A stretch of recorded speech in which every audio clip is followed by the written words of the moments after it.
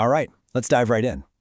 Today, we're breaking down an analysis of what looks like a high-stakes chess match unfolding in the Arctic. But here's the thing. This isn't some friendly game. The material we're looking at suggests that the very rules of global power are being rewritten right before our eyes. The age of polite diplomacy? It might just be over.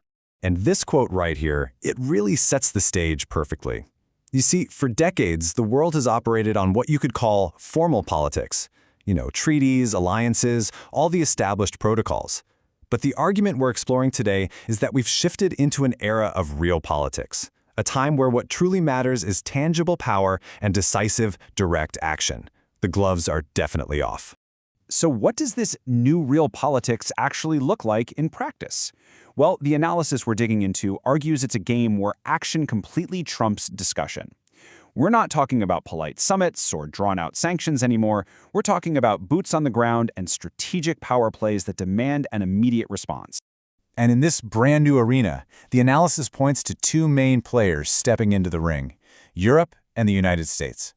According to this source, the moves they make next are going to define this new era. And here we have the opening gambit. The source claims that Europe has made an incredibly bold first move, landing armed forces in Greenland. This is real politics in action, right? Not a diplomatic note, but a direct, physical play. And just like that, the board is set, and all eyes are on the United States, waiting to see their counter move. So with that first move on the board, the analysis naturally turns to the players themselves. It's kind of like comparing their weight class before a big fight. And this isn't just about who has the bigger economy. It's about something way more tangible: their proven experience and, maybe more importantly, their readiness for a direct confrontation. And this is where the analysis points to a really critical difference.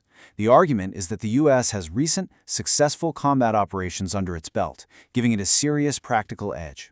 Europe, on the other hand, is portrayed as lacking that same kind of recent battlefield experience. And in a game of real politics, that could be a huge vulnerability. That experience gap leads to a really fundamental question. Because it's one thing to position your forces, right? But it's something else entirely to actually use them. The analysis basically asks, push come to shove, will European generals actually obey an order to open fire on a major power like the US? It suggests this isn't just a strategic question, it's a potential crisis of war. Okay, so now the focus snaps right back to the United States, which the source positions as the player facing the ultimate dilemma. The pressure is on, and the choice that's on the table is anything but simple. Now, to really understand the stakes, the analysis draws a powerful parallel to recent history. It points to Russia's Crimean Spring as a kind of successful blueprint for this type of direct action. And that raises the billion-dollar question. Could the U.S. pull off its own version, a so-called Greenland winter? The answer could really define the next chapter of global power. But of course, it's never that simple, is it? The board is way more complex than just Greenland.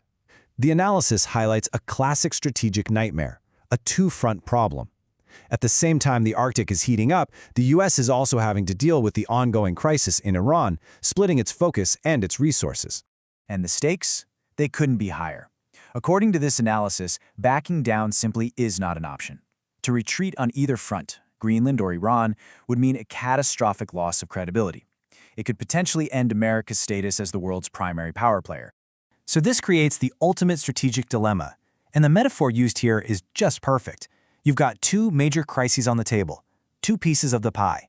Does the U.S. try to swallow both at once, or does it try to tackle them one by one? Either way you slice it, it's a massive strategic gamble. And this brings us to the end game. Because this whole confrontation, it was never really just about Greenland. It's about the final stakes. The source frames this as the moment that will redefine the global hierarchy, who leads and who follows, for a long time to come. This final phase is what the source calls weighing categories.